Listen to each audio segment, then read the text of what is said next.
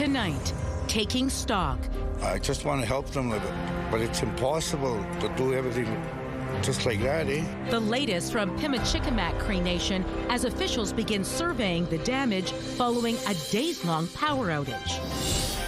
Also tonight, Ontario puts a cork in it. But it's all a bunch of BS. It's all going to Alabama, mark my words. Could Manitoba jobs be at stake as Doug Ford vows to pull Crown Royal off shelves? Plus, hurrying hard on over to Steinbach. I think it's a realization that, oh, the world is going to start watching what we're doing, and they actually are coming. A new arena and a world of new opportunities, all starting with this week's world-class curling tournament.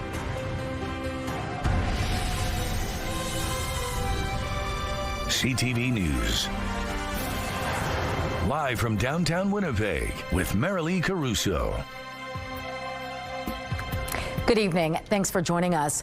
We're getting our first up-close look tonight at the damage on Pimicikamak Cree Nation. Reporters and officials were given a tour of the devastation following last week's prolonged power outage. Standing by live with the latest is CTV's Joseph Bernacki. Joseph, you spoke to CTV National's Alex Karpa, who took that tour today. What did he have to say about the damage? Well, Marilee, provincial, federal, and Indigenous leaders alongside a handful of reporters toured the remote community Wednesday, and properties are still in crisis. Money has not been pledged to rebuild yet, and the chief says they need help now. We are going to fight for our people. We're going to fight for our infrastructure. Pimicikamak Chief David Monius pleaded for help during a tour of the community Wednesday. Schools are closed, floods and fires have wreaked havoc, and dozens of homes have become uninhabitable. Murphy Trout lives in the nation, more than 530 kilometers north of Winnipeg. Despite the state of his home, he has to stay put. There's nowhere else to stay. I have to stay as long as there's a roof. Sonia Ross said she still doesn't know the extent of the damage in her home. I still have to check the damage in my rooms, like around the beds, see if there's I had weeping walls, right? And most of my beds are against the wall, so I have to see if there's going to be mold damage on these beds too, where my children sleep. We need more help. That's the situation on the ground Wednesday, more than a week after the remote nation went dark due to a power outage on December 28th. Power has been restored, but damage is still being tallied. Federal and provincial leaders toured the community Wednesday alongside the media. I'm here to make the news around the CAF request, not a funding request. Manitoba Premier Wab Kinew is echoing Chief Monius's call for the Canadian military to come in, but stopped short of offering funds. Minister of Northern and Arctic Affairs Rebecca Chartrand and AMC National Chief Cindy Woodhouse were also on the tour.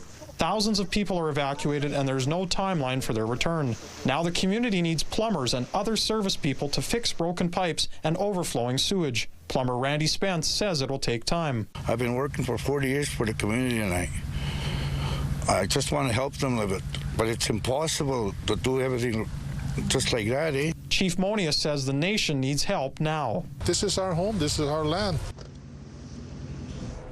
Water had to be shut off to more than 200 homes to prevent leaks and destruction as homes were left unheated for days. Hydro restored power to the nation on January 2nd. What about drinking water? Well, it's a dire situation, Marilee. Just one of 3 water treatment plants are operating, and there's a boil water notice throughout the community. All right, thanks for this, Joseph.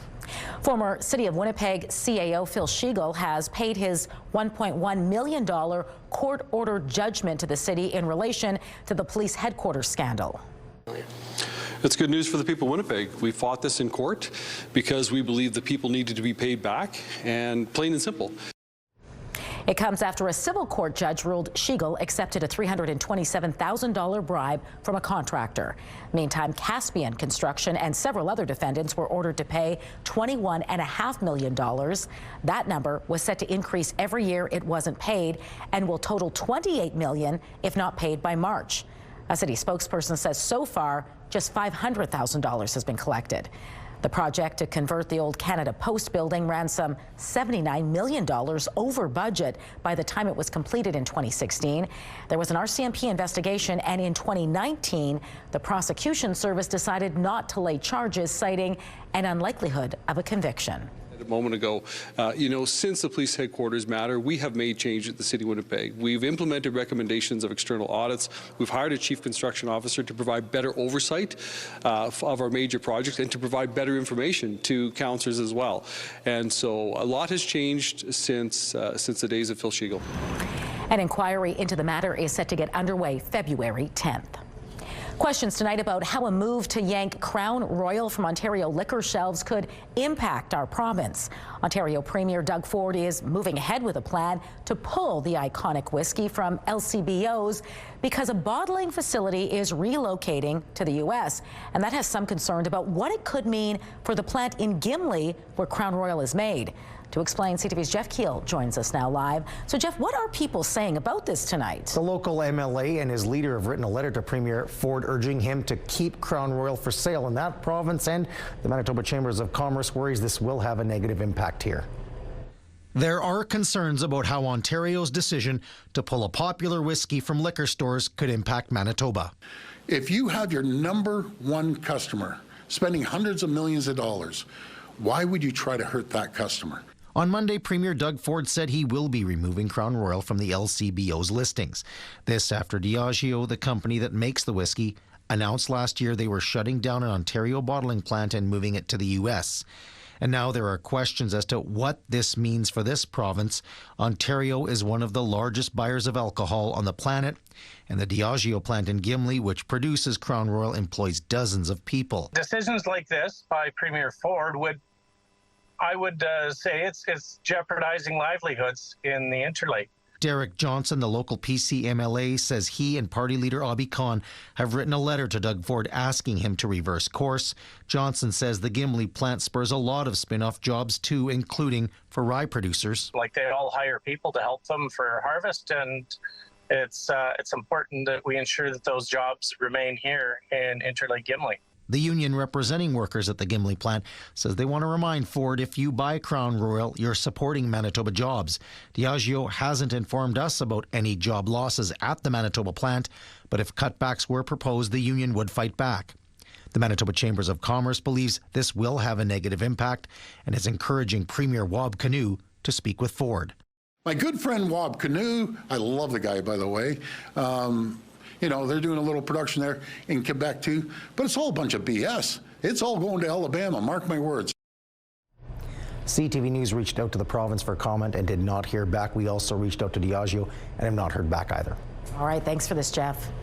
A multi-year legal battle between the RM of Thompson and the councillor it tried to remove may have finally reached its conclusion. The RM lost its appeal and has been ordered to cover Donna Cox's legal expenses for the drawn-out court case.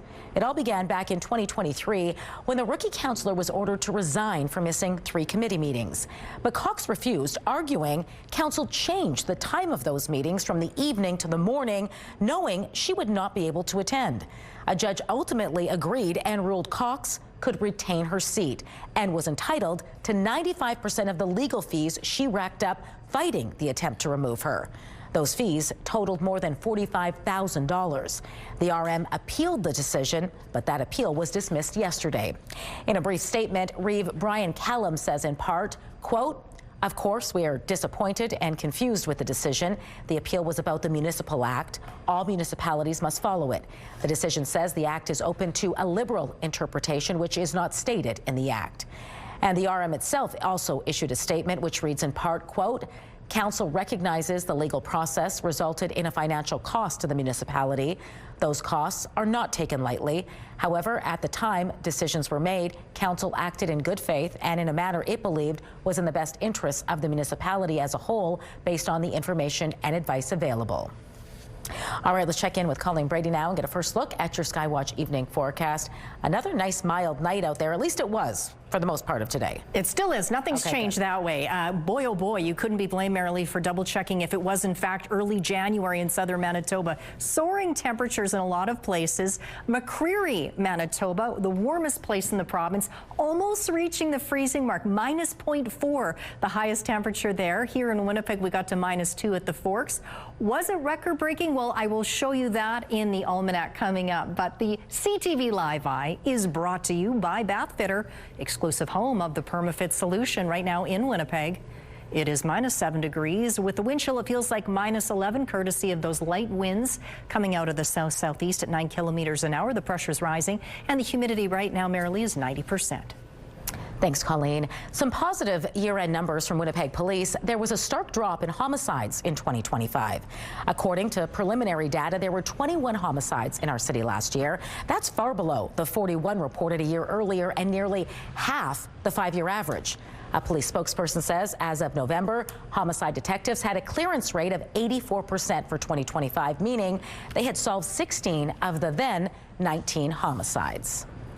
The Winnipeg Airports Authority wants to develop some land it owns in Centerport, and it's willing to fund the major infrastructure project required to make it happen. A new report at City Hall recommends Winnipeg enter into an agreement for services with the WAA. It would allow the Airport Authority to connect to city water and sewer lines. The Airport Authority would be required to both fund and build the major underground infrastructure needed. This includes water mains, sewers, and other items needed to connect to the city's systems. The report will be discussed at the next Property and Development Committee hearing. The Manitoba Métis Federation is positioning itself to become a major supplier of wind-generated electricity. The MMF says its energy branch, the Red River Métis Power Corporation, has signed a memorandum of understanding with international renewable energy company RES. MMF President David Chartrand says the Federation is currently in talks for a 200-megawatt wind energy project. For context, that would be about 3% of Manitoba Hydro's current net generating capacity. We also have a 5-year commitment beyond just not putting up the towers, but also the future of expansion of wind, solar, green hydrogen, also storage and distribution. So we attach those into our 5-year agreement with RES, and that'll be part of our ongoing development as we go forward. It comes after Manitoba Hydro put out a call last year for Indigenous majority-owned wind power. It expects to issue its first request for proposals in March. The Crown utility says it will need new power generation by as early as 2029. A Winnipeg Jets defenseman was sent to hospital after a violent check sent him flying across the ice, hitting hard into the boards. Hayden Fleury was hit during last night's home game against the Vegas Golden Knights. Here's what happened.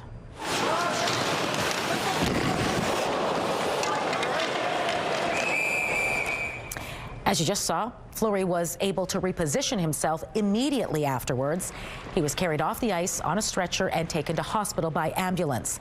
The Winnipeg Jets say Fleury was fully alert and moving his extremities when he left. According to TSN, Fleury returned home from hospital last night. Head coach Scott Arniel says he has a broken nose and a bruised back, but Fleury did make an appearance at the rink this afternoon. Curling fans will want to hurry hard to Steinbach this week. Some of the best curlers on the planet are hitting the ice at the community's new arena, including teams headed to the Olympics next month. And as CTV's Daniel Helmerson shows you, this event is putting Steinbach on the curling world's radar. If you build it, they will come. The city of Steinbach and its Southeast Event Center is hosting some of the top curling teams from around the globe this week, including Gimli's own Carrie Anderson. We haven't played an event in Manitoba since 2020, so to be able to be back and in Manitoba is pretty special. The Crown Royal Players Championship is the Grand Slam of curling's final event of the season, and Anderson says these tournaments definitely live up to the hype. We have so many amazing, talented athletes here and at the biggest events, and it's definitely, it makes you better. It makes you a better player, and it makes you push yourself to be the best. The tournament marks the Grand Slam's first full-scale event in Manitoba in 8 years, and while the men's and women's titles won't be decided until Sunday, the tournament is already a win for the $75 million facility. It officially opened in August, and the Players' Championship is the arena's biggest draw to date. It's an incredible moment for this community. I think that it's a learning moment for the community. I think it's a realization that, oh, the world is going to start watching what we're doing, and they actually are coming. Broadcaster Robbie Doherty says Steinbach's 2,400-seat venue stacks up against some of the marquee rinks around the world, and players are taking note. Every powerhouse team in curling from around the world, no matter where they're from, they're here this week in Steinbach, and what an opportunity for not just curling fans, but sports fans to take that in. Daniel Helmerson, CTV News, Steinbach. Round-robin play continues tonight and through Thursday and Friday. Organizers expect the weekend playoffs to sell out, but as of now, there are still some tickets available. Still to come tonight, tensions are boiling over in Minneapolis after an ICE agent shot and killed a woman. This was an agent recklessly using power that resulted in somebody dying. As footage of the shooting circulates, different accounts of what unfolded are emerging. That story when we return.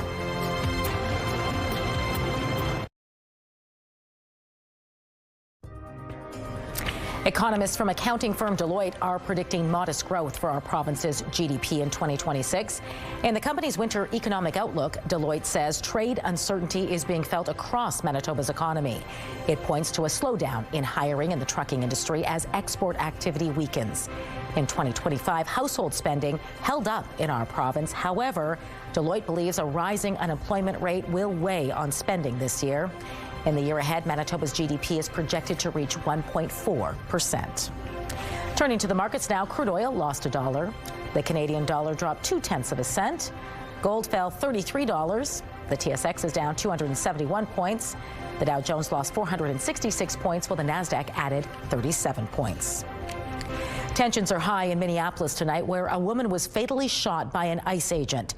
And as investigators work the scene, the shooting and the footage that's since emerged are fueling anger and sharply different accounts of what happened. The fear of escalating violence has even prompted the governor to put the National Guard on notice. And we want to warn you, this story contains graphic content. Anger is boiling over on the streets of Minneapolis amid a dramatic escalation during immigration enforcement operations in that city. I heard 2 gunshots and a car crash, a really hard car crash, and then I heard yelling. Footage shows ICE agents walking up to an SUV, one trying to open the driver's door. No!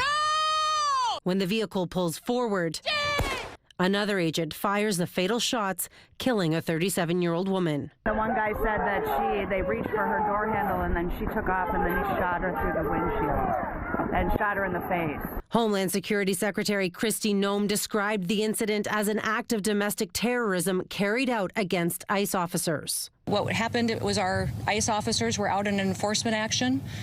They got stuck in the snow because of the adverse weather that is in Minneapolis. They were attempting to push out their vehicle, and a woman attacked them and those surrounding them and attempted to run them over and ram them with her vehicle. But local and state representatives reject that description, with Governor Tim Walz posting on social media, "I've seen the video. Don't believe this propaganda machine." What we're seeing is the consequences of governance designed to generate fear, headlines, and conflict. It's governing by reality TV. And today that recklessness cost someone their life. Having seen the video of myself, I want to tell everybody directly, that is This was an agent recklessly using power that resulted in somebody dying. The Twin Cities have been on edge since the Department of Homeland Security announced Tuesday that it had launched the operation, which is at least partly tied to allegations of fraud involving Somali residents. Noem says they've deployed more than 2,000 officers and have made hundreds of arrests. Mayor Jacob Frey has this message to ICE. To ICE, get the out of Minneapolis. As the streets fill with angry citizens, the governor is calling for calm, saying protesting is a patriotic duty, but that it must be done peacefully. After the capture of Venezuela's Nicolas Maduro, the Trump administration is moving in to control the country's oil, from selling it to the seizure of 2 tankers in an early morning raid. CTV's Joy Melvin reports from Washington. Dramatic pictures posted by the Trump administration show the U.S. Coast Guard boarding a Russian-flagged oil tanker after chasing it in the North Atlantic for 2 weeks and risking a conflict with the Kremlin. Moscow officials angrily called the U.S. seizure outright piracy. Another vessel captured in the Caribbean, U.S. forces seen rappelling onto the deck of an empty vessel called the Sophia. Both ships accused of violating U.S. sanctions after the Trump administration ordered a blockade of Venezuelan oil, capturing its president Nicolas Maduro in a daring raid, accusing him of operating a narco-terrorist regime. So our military is prepared to continue this. As he said, the president, when he speaks, he means it. He's not messing around. It comes as President Donald Trump says he's in charge of Venezuela and will control its oil, posting the country will turn over 30 to 50 million barrels of oil to the U.S. The administration claims it has tremendous leverage to force the socialist government to become an ally. We're going to sell it in the marketplace at market rates, not at the discounts Venezuela was getting.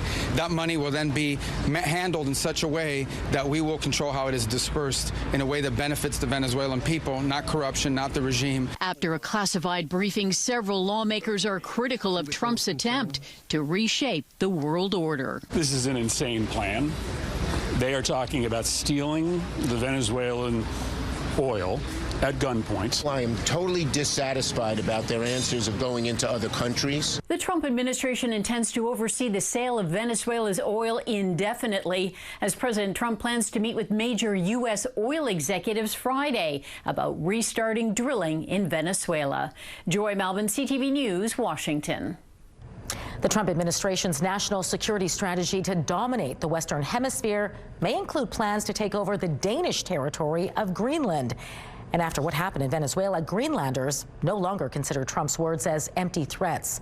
CTV's Judy Trin takes a closer look at what the White House is doing to turn Trump's aims into action. Greenland's vast expanse contains valuable, untapped natural resources. U.S. President Donald Trump covets the territory in the name of national security. He views it in the best interest of the United States to deter Russian and Chinese aggression in the Arctic region. And so that's why his team is currently talking about what a potential purchase would look like. The White House has not set a price. It prefers to acquire Greenland through diplomacy, but will not rule out using military force.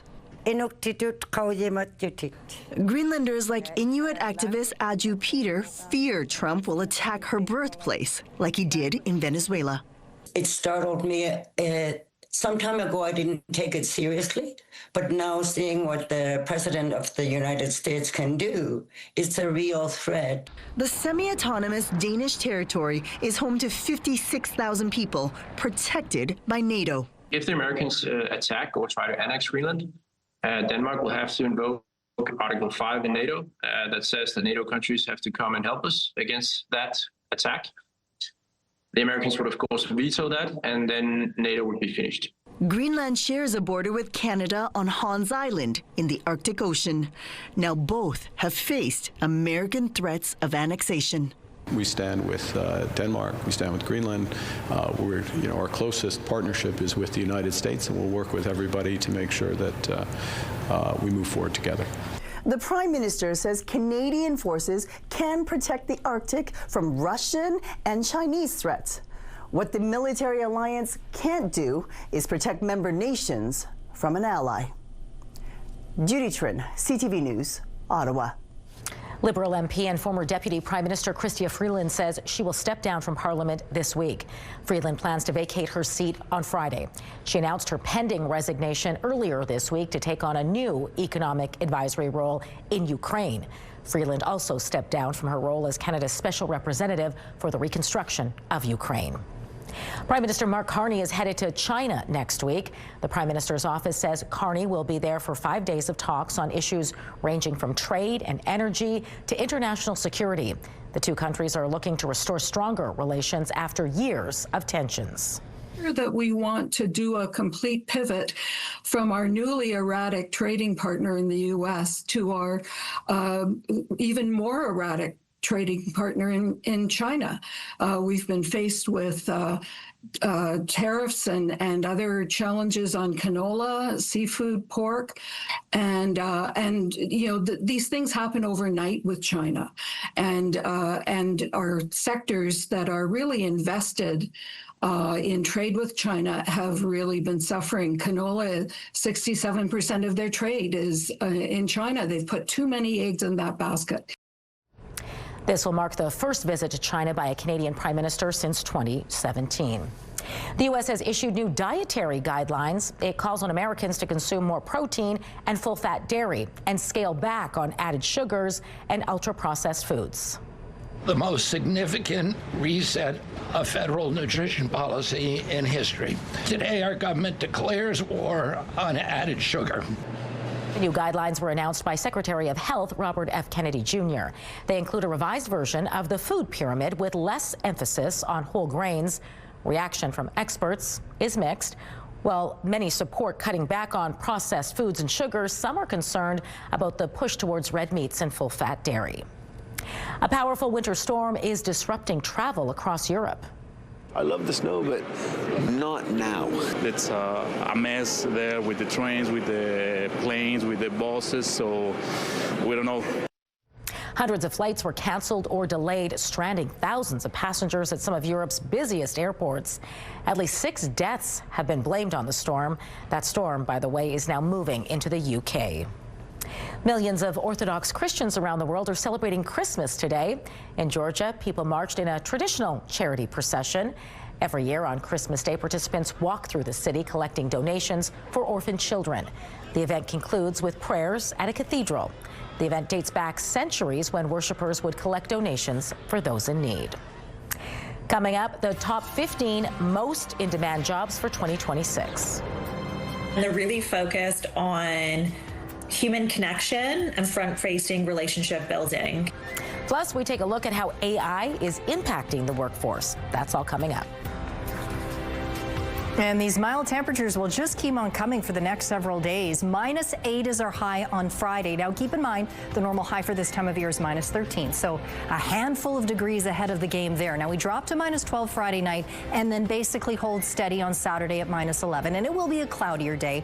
Back up to -3 on Sunday under a mix of sun and cloud. And if you like that, how's -1 for you on Monday, -2 on Tuesday? Both those days next week under a mix of sun and cloud.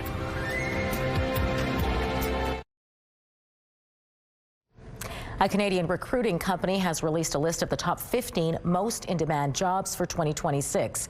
It includes a wide range of positions from healthcare to sales to forklift operators. CTV's Matt Gilmore has the details.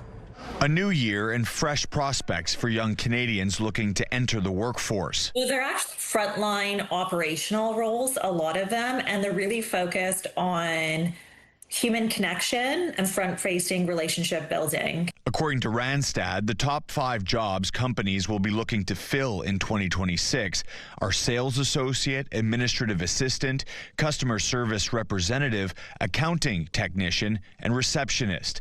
Nancy D'Onofrio says most of the jobs on the list are entry to mid-level, but with AI, they're evolving. I think there's a lot of discussion as well that AI is replacing roles, but if you look at these roles that are very human focused and relationship based, they're actually elevating these roles.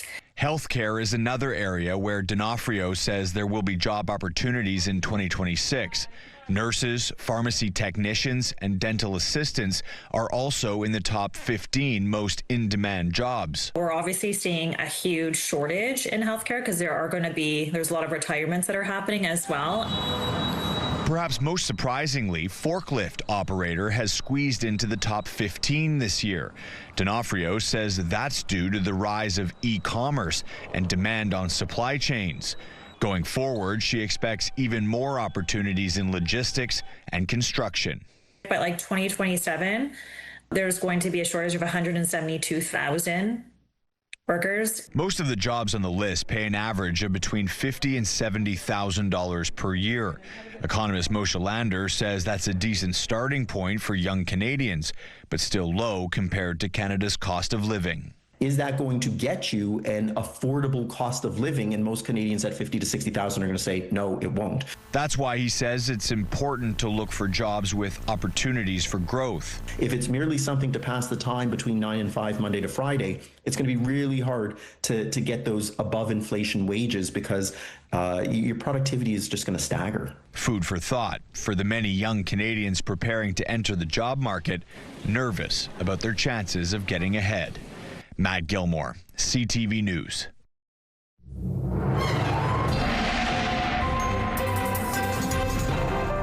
CTV Skywatch weather brought to you by South Beach Casino and Resort. Visit southbeachcasino.ca. Colleen Brady is back now with your complete Skywatch forecast, and everyone wants to know if these mild temperatures are sticking around, Colleen. Oh, they sure are. Now, tomorrow we may see a bit of a drop-off here in Winnipeg, but fear not, folks. Temperatures are still going to be well above where they ought to be for this time of year, and I showed you those long-range temperatures. Yes, a bit of a dip on Saturday, but still, minus 11 degrees is still a couple of degrees above normal. Then we shoot right back up close to the freezing mark for the second half of the weekend and into at least the first couple of days of next week. As for the day ahead, or the night ahead rather, the day just passed, well, it's been so mild. I mentioned earlier, McCreary almost at freezing. Winnipeg was at -2. The night ahead is what we're focused on now, of course, and there is the possibility we could see some flurry activity, but also some freezing rain, and that does look like we're seeing both of those things pick up in the southwest corner of the province there. Now, that freezing rain and that light snow, or the flurries anyway, could well move further east into Winnipeg and the Red River Valley and into the southeast later tonight, and further east still into parts of northwestern Ontario. Not much happening there right now, but Kenora may well see some of those overnight flurries, maybe some freezing rain, so it could get slippery on that side of the border as well. Fort Frances, this will miss you.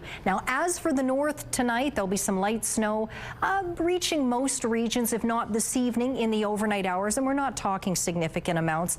Actually, relatively benign weather over Manitoba. That continues tonight. And down here in the south again, this is what we're watching here, this potential for freezing rain moving through the night further and further east across the south. We could see that move into Winnipeg as well, so do watch out for that if you have any overnight driving to do inside the city or on the highways and into early tomorrow morning. It could get a little slick. Winds will be picking up too, so that could polish things up a bit as well. By tomorrow morning, you can see a little bit of flurry activity in northwestern Ontario, but then it moves off, and then tomorrow, again, a relatively benign day, not much happening. Temperatures could drop off a bit in the south, but otherwise it will be quite sunny, more cloud in the north. And then we move into Friday when we start to see the next round of snow. But by this point, it doesn't look like it's a particularly significant system. For tonight for Winnipeg, -6, our lowest temperature, basically where we are now. There is that chance of flurries late tonight, maybe freezing rain. Winds will strengthen out of the west at 20, gusting to 40, and they'll stay there tomorrow morning for the commute. So will the temperature, right around -6 for the commute under a mix of sun and cloud.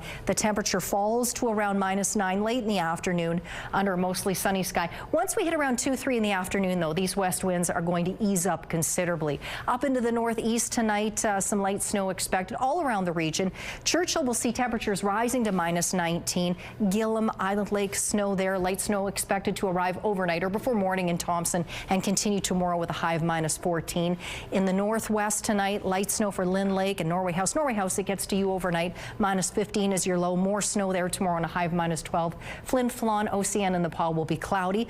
In the southwest tonight, partly cloudy for Swan River, down to -11. A few flurries possible for Dauphin. Now, watch out also not just for flurries, including in Brandon and Neepawa, but also for freezing rain, also potentially for fog. Sunny tomorrow, highs -5 to -8 degrees. Winnipeg in the southeast, again, watch for fog.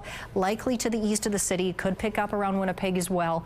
And then tomorrow, we'll see temperatures fall around Winnipeg, but the rest of the region, as you can see, quite mild in the sun. And in northwestern Ontario, flurries overnight for Kenora. Cloudy or overcast around the region with some very mild temperatures there too. Let's take a look at our weather photos. This one is out of Birds Hill Provincial Park. Ken was doing a little cross-country skiing there. It looks lovely. Now, folks, this is a great look at that rime ice that we've been talking about. Look closely if you can. You can get a good look at those super cooled water droplets characteristic of rime ice. That was from Cheryl and Inwood. Send us your photos to winnipegweather@ctv.ca. When it comes to exercise, not everyone is created equal. In fact, a new study suggests women might actually have a leg up. We will explain next in Medical Watch.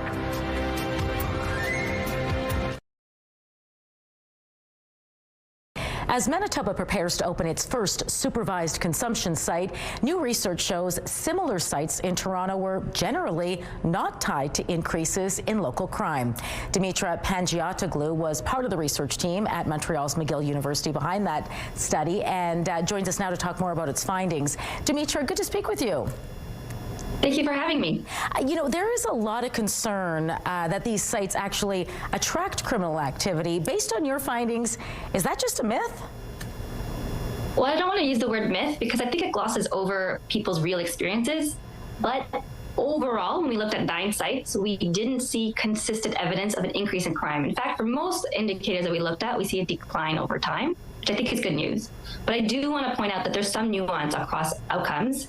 And for break and enters, we do see about a 50% increase immediately after the implementation of these sites, followed with a general decline over time. So I don't want to discredit or discount people's feelings that things change in some neighborhoods, but it's not consistent across our data. Interesting. Okay, I know your study looked at crime around consumption sites, specifically in Toronto, which I understand are all closed sites now. How comparable do you think those findings are to other Canadian cities, say like here in Winnipeg? Yeah, I think the nice thing about Toronto is there were several sites that were kind of clustered together, but multiple ones were scattered across the city. So they were in very diverse neighborhoods, very different economic, socioeconomic conditions, populations that live there. And so I think there is some kernel of truth that's generalizable to other major cities in the country. All that said, I wouldn't necessarily apply the outcomes and expectations to a rural setting. But for some place like a Winnipeg, I think it is useful for this kind of information and to learn from the sites that successfully were implemented and led to improved outcomes in their neighborhoods. What types of crime did you track around these sites, and what did you find? Right, so we looked at what are called the 5 major crime indicators that were reported by Toronto Police Services. So that's assaults, robberies, break and enters, thefts of vehicles, and the last one's escaping me at the moment, as well as thefts from vehicles and bicycle thefts, because we were trying to get as full of a picture of the kinds of crime that are available and that really influence people's perceptions of their neighborhoods. What we weren't able to capture were other, what is often described as public nuisance events, so needle and syringe discardments, public defecation, graffiti, other issues in a neighborhood that could change how safe someone feels into it. So there's absolutely limitations to our work.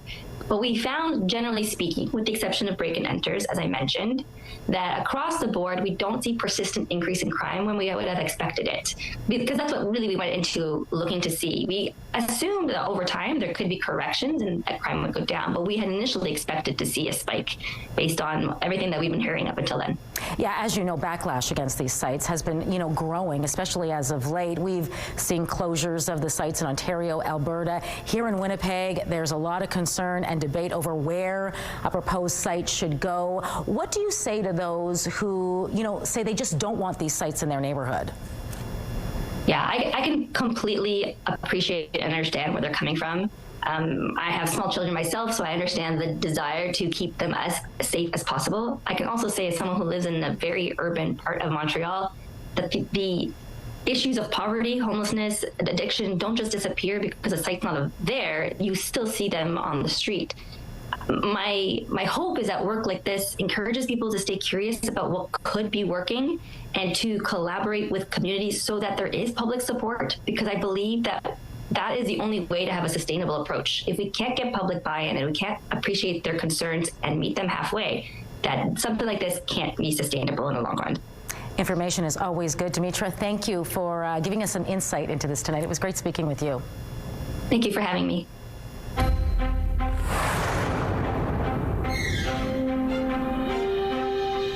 Novo Nordisk Canada is considering competing with generic versions of its Ozempic and Wegovy drugs by introducing lower-priced versions of the medications.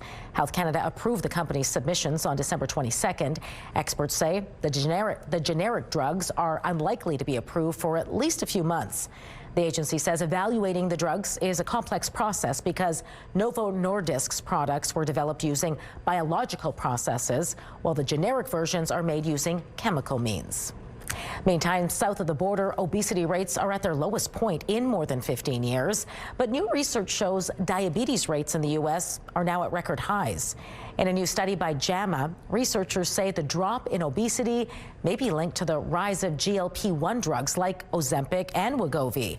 But diabetes rates have climbed to a record high, now affecting nearly 14% of adults in the U.S.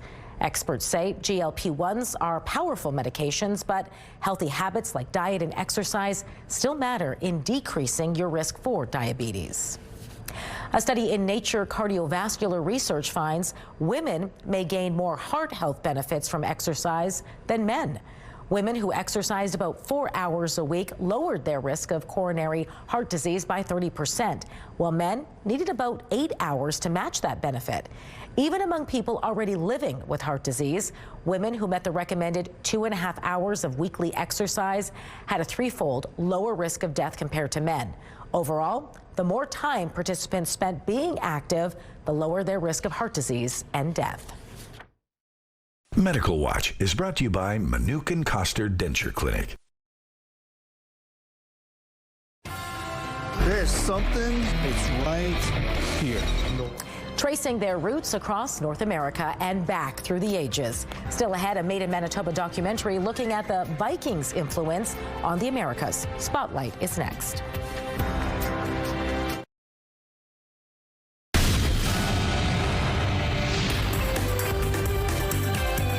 Spotlight, sponsored by the Casinos of Winnipeg, presenting the incredibly hip and the Stoneheads.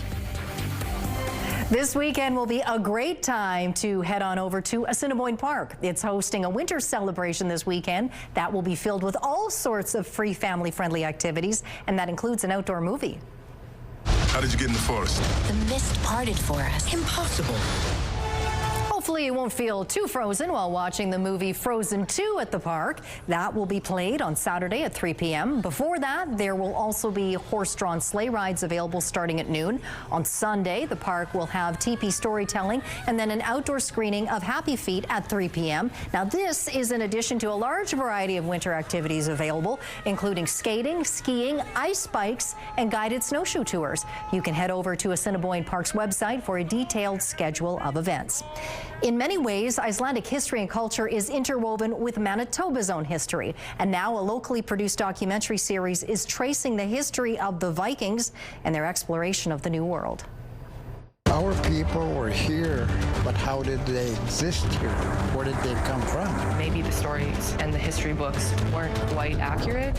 Quest for the Lost Vikings follows two real-life explorers who set out to trace their Viking heritage. One of those explorers, Johan Sigurdsson, says he grew up listening to stories about the Vikings, and the series is a culmination of a lifelong passion for tracing his roots. During filming, he says they visited historical sites, dug through archives from fellow researchers, and heard oral histories from Indigenous peoples. There's several routes into North America, and we looked at the central route, Hudson Bay, maybe all the way down to Kensington Runestone, which is controversial on itself. 8 episodes sort of document why we did it. We looked at Farley Mode's stories, Curse of the Viking Grave, all those sorts of things. West Viking, he did a lot of research. We interviewed his widow. We had access to his archives. Sigurdsson also teased that during filming they discovered something that is the oldest of its kind in North America, dating back to around the 14th century. The 8-part series Quest for the Lost Vikings is streaming on Amazon Prime. The board at Warner Brothers Discovery has unanimously rejected a hostile takeover bid by Paramount Skydance, saying the $108 billion offer amounts to a risky leveraged buyout that investors should reject. The board says Paramount's financing plan would saddle the company with $87 billion in debt once the acquisition closed, making it the largest leveraged buyout in history. Both Paramount and Netflix have been pursuing deals to acquire Warner Brothers Discovery, with the board's decision meaning a deal with Netflix remains on track. Analysts say that despite the Netflix offer having a lower headline value, it presents a clearer financing structure and fewer risks than the Paramount bid. Taylor Swift's song The Fate of Ophelia is now her sole longest leading Hot 100 hit. I swore my loyalty to me, myself. The Fate of Ophelia has officially surpassed her song Anti-Hero off the Midnights album. The song has topped the Billboard Hot 100 for a 9th straight week.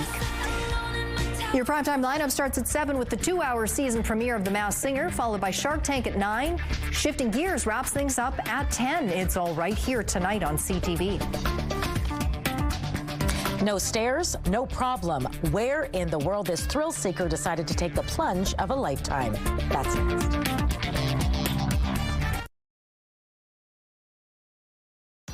Women's clothing provided by RW & Company. Salon services provided by S&T Spa Salon. -7, just a few clouds in Winnipeg right now. Light winds out of the south-southeast at 9 kilometers an hour.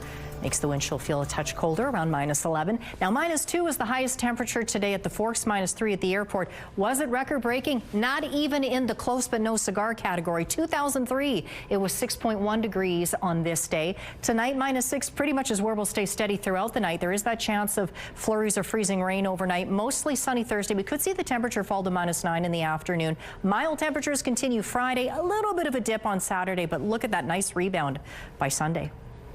Thanks, Colleen. Finally, tonight, sometimes when the elevator isn't working, you need to get creative. This guy skipped the stairs and instead found his own way safely to the ground. Base jumper Danny Roman cleared 139 floors at the world's tallest building in Dubai. And get this, he didn't pull his chute, Colleen, until he had already gone down about 100 floors. Show off. This video was posted by Red Bull with the caption, "Casually jumping off the tallest building in the world." Casually indeed. Yeah, you know, 139 flights of stairs sounds terrible, but better than flying down. Better than that. Yeah. I couldn't do it. Nope. Not even with Red Bull. Not even with those wings. No. All right, that does it for us tonight. Have a great evening. We'll see you back here tomorrow. Good night.